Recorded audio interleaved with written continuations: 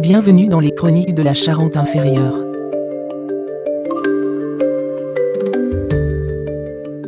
Imaginons un instant le plus grand voyageur du monde. Un homme qui a exploré Tahiti, le Sénégal, le Japon et qui a littéralement ramené des morceaux entiers de ces cultures lointaines avec lui. L'icône absolue de l'aventure exotique. Mais maintenant, imaginons que ce même homme était tellement terrifié à l'idée de rompre avec ses racines qu'il a exigé un truc complètement fou dans son testament. Le fameux détail du cercueil. Il a exigé, noir sur blanc, que son cercueil soit fracassé à coups de marteau avant d'être mis en terre. Et pourquoi ? Pour que son corps puisse fusionner physiquement et le plus vite possible avec la terre d'une île de la côte atlantique. C'est vraiment le paradoxe ahurissant de Pierre Loti. Mais ici, on voit bien que le nomadisme spectaculaire, les tenues extravagantes, la célébrité internationale, tout ça fonctionnait comme un masque. Mais un masque qui dissimulait un enracinement local qu'on pourrait presque qualifier d'obsessionnel. Je suis persuadée que c'est la clé pour le comprendre. Aujourd'hui, on se lance dans une exploration en profondeur à travers une montagne de documents vraiment fascinants. Notre mission pour cette analyse, comprendre comment cet officier de marine et écrivain, célébré partout pour son exotisme, est resté, chimiquement presque, génétiquement ancré à un seul territoire. La Charente-Maritime. Qu'on appelait à l'époque la Charente inférieure. Car il ne faut pas s'y tromper. Derrière le pseudonyme majestueux de Loti, qui désigne une petite fleur tropicale de Tahiti en passant, se cache un homme nommé Julien Viaud. Julien Viaud, l'enfant du pays. Un enfant de Rochefort, dont la matrice imaginaire s'est forgée dans la vase, les marais et les vents de l'Atlantique. Et pour notre auditoire, petite précision habituelle, on va explorer tout ça de manière totalement neutre, en se basant strictement sur les sources. Et pour saisir la psychologie d'un adulte aussi complexe, il faut observer le terreau dans lequel l'enfant a grandi. Julien Viaud est né en 1850 à Rochefort. Sauf que le pôle magnétique de son imaginaire, il se trouve pas du tout dans les rues quadrillées de cette ville de garnison. Son véritable centre de gravité, c'est l'île d'Oléron. C'est pas juste un lieu de vacances pour lui, hein. Oléron, c'est le berceau de sa famille maternelle. Une lignée de protestants fervents, des huguenots qui portent en eux l'héritage assez lourd des persécutions passées. Pour cette famille, c'est vraiment une terre sacrée. D'ailleurs, les archives regorgent d'anecdotes qui montrent comment l'île s'infiltrait physiquement dans leur quotidien, même quand ils vivaient sur le continent à Rochefort. Il y a un souvenir d'enfance particulier qui me frappe, avec des galets. La famille ramenait de la côte sauvage d'Oléron de gros galets noirs polis par l'océan. Et en plein hiver, dans leur maison bourgeoise, on faisait chauffer ces pierres massives directement dans les braises de la cheminée. Et après, ils les mettaient dans les lits, c'est ça ? C'est ça. Ils les glissaient dans des sacs en indienne à fleurs. Bon, pour ceux qui nous écoutent et qui ne connaîtraient pas, l'indienne à fleurs, c'est ce tissu de coton imprimé aux motifs floraux qui était très courant autrefois. Et donc on plaçait ces pierres brûlantes dans les lits pour les réchauffer. Enfin, imaginez la nuit, au cœur de l'hiver, l'enfant s'endort en enlaçant littéralement un fragment minéral de l'île de ses ancêtres. La chaleur qui l'apaise et le protège du froid émane de cette pierre. Ce n'est plus seulement de l'attachement géographique à ce stade, c'est une imprégnation physique. La terre d'Oléron devient son rempart contre le monde extérieur. Et cet ancrage, en fait, il passe aussi par les figures humaines. Je pense tout de suite à Suzette, la vieille servante de la famille. Et cette femme, elle a fabriqué au jeune Julien un jouet qu'il a préféré à tous les autres objets coûteux qu'on pouvait lui offrir. Mademoiselle Anna, une poupée de chiffon, une catin comme on disait dans le patois local, une boule de tissu un peu informe avec des bras en forme de nageoire. Mais le détail qui tue, c'est le nez de la poupée. Vous vous rappelez ce que c'était ? Un grain de maïs, non ? Exactement. Suzette avait glissé un simple grain de maïs sous le tissu pour imiter un petit nez en relief. Et en fait, ce grain de maïs est fondamental. Il donne une texture brute, presque agricole à l'objet. L'enfant rejette les jouets manufacturés, les trucs lisses et sans âme, pour chérir une création modeste qui sent vraiment le terroir. Façonné par les mains d'une femme de l'île en plus. Ce qu'on observe ici, c'est la mise en place de son système de valeurs. Pour lui, l'authentique, le rustique, bref, ce qui provient de la terre charentaise a infiniment plus de valeur émotionnelle que le clinquant. Et alors, ça nous amène à une escalade dans cette obsession, parce qu'on passe des pierres dans le lit et de la poupée à une véritable frénésie de collecte. On est à l'été 1858. Julien passe la saison à Labré, un petit village au nord de l'île d'Oléron. Sa sœur aînée, Marie, note tout dans ses carnets. Le garçon, qui est tout jeune, connaît un amour d'enfance très fort avec une petite fille du village nommée Véronique. Et ils passent leur temps à ramasser des coquillages. Frénétiquement. Mais ça dépasse le simple jeu de plage. Julien, il voulait tout empaqueter, il voulait carrément mettre l'île entière en caisse pour la rapporter à Rochefort. C'est un besoin étouffant de posséder le paysage. Mais la question que je me pose du coup, c'est comment un besoin pareil de rester accroché à sa terre a-t-il pu engendrer l'un des plus grands voyageurs du 19e siècle ? Eh bien, ce qui est fascinant ici, c'est que la contradiction n'est qu'apparente, en fait. Ce qui se joue sur les plages d'Oléron, c'est l'apprentissage de la nostalgie. L'île représentait pour lui un âge d'or perdu, l'époque austère et héroïque de ses ancêtres huguenots. Et sa sœur Marie, qui avait une immense sensibilité artistique, elle lui a vraiment transmis cette perception dramatique du temps qui passe. En grandissant, cette douleur de la perte originelle est devenue le vrai moteur de sa vie. Le jeune Viaud a compris très tôt que tout disparaît. Alors quand il prend la mer, il voyage pas pour découvrir la modernité ou l'avenir, hein. Il voyage pour traquer ce qui disparaît. Il traque des passés qui s'effritent. L'Empire ottoman, le Japon féodal. En gros, il projette la nostalgie charentaise de son enfance sur des cultures lointaines menacées de disparition. Et c'est là que ça devient vraiment intéressant. Parce que cet instinct de collectionneur compulsif, ce besoin de tout ramener, comme le gamin avec ses coquillages, il va l'appliquer à l'échelle industrielle une fois adulte. C'est le moins qu'on puisse dire, vu sa maison. Parlons de cette fameuse maison, le 141 rue Saint-Pierre à Rochefort. D'ailleurs, petite parenthèse surréaliste, j'ai lu dans les archives que la ville a rebaptisé cette rue Pierre-Loti en 1918. Pendant qu'il y vivait encore. Mais oui, de son vivant. Le maire a dû sonner à sa porte pour lui annoncer que son adresse devenait son propre nom. C'est rarissime, hein ? C'est un honneur exceptionnel. Mais bon, ça se justifie un peu par ce qui se cachait derrière la façade bourgeoise et super sage de cette demeure. Parce que Loti a englouti une fortune pour métamorphoser l'intérieur en un labyrinthe spectaculaire. J'adore imaginer cette maison comme un casque de réalité virtuelle avant l'heure, quoi. On est au 19e siècle, on ouvre une porte et boum, on est propulsé en Asie ou au Moyen-Orient. Et ce n'était pas juste de la décoration passive. C'était une machine à voyager dans le temps, utilisée activement. Les sources décrivent des pièces hallucinantes. Par exemple, il a recréé une salle gothique. En incrustant de véritables fenêtres ogivales récupérées à Marennes directement dans les murs. Et il ne faisait pas que la regarder, cette pièce. Il y a organisé le fameux festin Louis XI. Où il forçait tout le monde à jouer le jeu. C'est ça.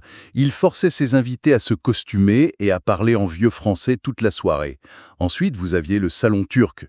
Et surtout, la mosquée. Une vraie mosquée à l'intérieur de la maison. Une mosquée construite avec de vrais matériaux importés de Syrie par bateau, oui.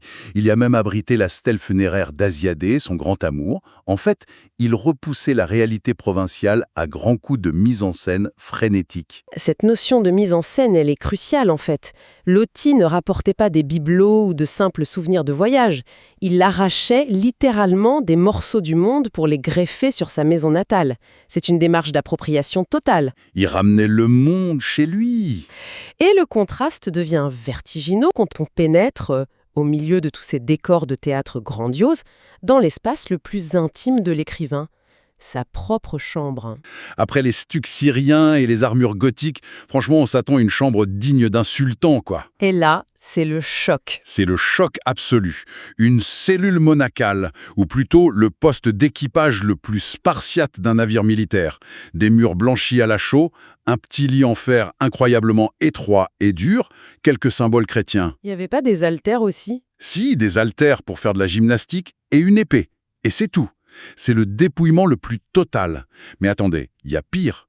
Pendant qu'il rachetait les maisons voisines à prix d'or pour étendre son palais oriental, il a formellement interdit que l'on touche à la chambre de sa mère et à celle de sa tante Claire. Il les a sanctuarisées. Elles sont restées figées dans leur jus provincial charentais, totalement préservées des délires architecturaux du reste de la bâtisse. Le contraste est vraiment saisissant et ça révèle une fracture psychologique profonde. Mais du coup, je me demande, est-ce que c'est pas une forme d'hypocrisie énorme ? Ou peut-être un énorme complexe de culpabilité ? Je veux dire, l'homme passe son temps à fuir la bourgeoisie de Rochefort, en construisant des mosquées et des salles médiévales, mais il garde la chambre de sa mère sous cloche comme un sanctuaire intouchable. C'est comme s'il refusait d'assumer complètement sa fuite, non ? Cette maison, c'est la preuve matérielle, la matérialisation d'une âme divisée. Pierre Loti voulait l'ailleurs, oui, mais sans jamais perdre l'ancrage maternel. Il ne pouvait pas choisir. Alors, faute de pouvoir résoudre ce conflit intérieurement, il l'a construit en dur. En ramenant Laurie en Charente, il mettait le vertige du monde extérieur sous le contrôle strict de son environnement d'enfance. Dans sa maison, il a le pouvoir absolu. Il peut dîner dans un palais syrien et 30 secondes plus tard, aller pleurer dans la chambre provinciale de sa mère. La maison prouve qu'il n'a jamais vraiment voulu partir, il voulait que le monde vienne à lui. Et ce besoin viscéral de sanctuariser ce qu'il aime, ça s'est pas limité aux murs de sa maison. Et pour ceux qui nous écoutent et qui connaissent les grands romans exotiques de Loti, l'idée de l'imaginer en militant écologiste va paraître complètement folle. C'est clair qu'on l'imagine plus sur un bateau qu'à défendre des arbres. Pourtant, il a ressenti un besoin farouche de défendre le paysage même de sa région. Nos sources décrivent en détail la bataille monumentale qu'il a livrée pour sauver le domaine de la Roche-Courbon. Si l'on relie cela à une perspective plus large, c'est un épisode qui prouve que son amour pour la Charente, ou plutôt la Saintonge, n'était pas seulement égoïste ou limité à son ego. Oui, il sortait de chez lui. Alors la Roche-Courbon, c'est un domaine situé près de Saint-Porcher. Il y avait un vieux château abandonné au milieu des ronces et des grottes préhistoriques. Le jeune Julien l'avait découvert pendant son enfance. Il l'avait même surnommé le château de la Belle au bois dormant. Une vision super romantique. Très romantique, oui. Mais voilà, on est en 1908 et le monde moderne rattrape la fiction. Des bûcherons décident de raser purement et simplement cette forêt antique pour en faire du charbon de bois. Et là, Loti, il explose. Il ne supporte pas l'idée. Il écrit une tribune incendiaire dans le journal Le Figaro.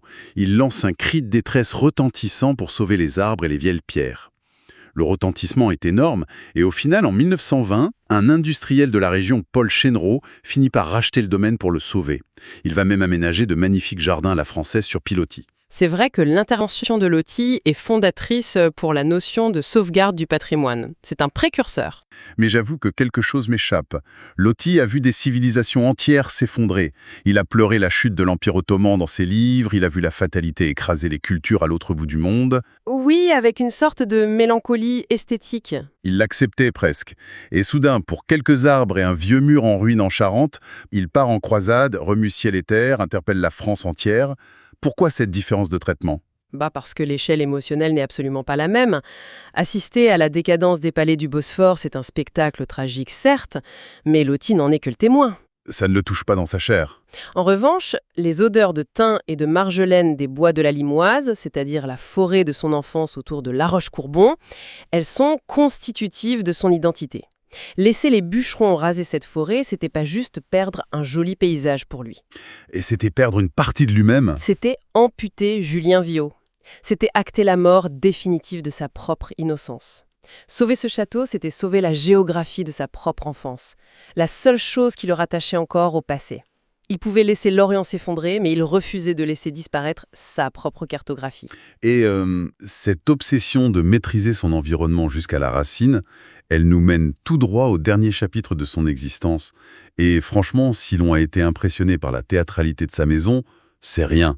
Mais alors, rien comparé à la manière dont il a chorégraphié sa propre mort. Le soin maniaque qu'il a mis à organiser son retour à la terre d'Oléron est sidérant. C'est le mot. Il meurt en juin 1923. Mais il meurt pas en Charente. Il meurt dans son autre région de cœur, à Hendaye, au Pays Basque. Seulement, tout avait été orchestré pour qu'il retourne en Charente inférieure. Et pas n'importe comment. Les archives décrivent d'abord le transport par train jusqu'à Rochefort pour des funérailles nationales majestueuses. Le cercueil est placé sur un affût de canon, escorté par des marins. Et ensuite, c'est le voyage ultime vers l'île de Léron. Par la mer, évidemment. Oui, le cercueil est embarqué sur le navire Chamois. Et là, en pleine mer, c'est un déploiement de force inouï. Le bateau est escorté par 4 contre-torpilleurs de la Marine nationale. La pompe militaire absolue. Mais une fois débarqué sur l'île, changement d'ambiance radical. Le fracas des destroyers fait place à un silence religieux. Le corps arrive dans le jardin fermé de la Maison des Aïeuls, à Saint-Pierre-de-Léron. Là, selon ses volontés très strictes, il est enterré entre un myrte et un palmier. Un palmier qu'il avait fait ramener de Rochefort, d'ailleurs. Et aucune statue, aucun grand monument. Juste une simple pierre avec l'inscription « Pierre Loti ». Et puis, il y a ce détail saisissant dont on parlait au tout début. Le testament. Oui.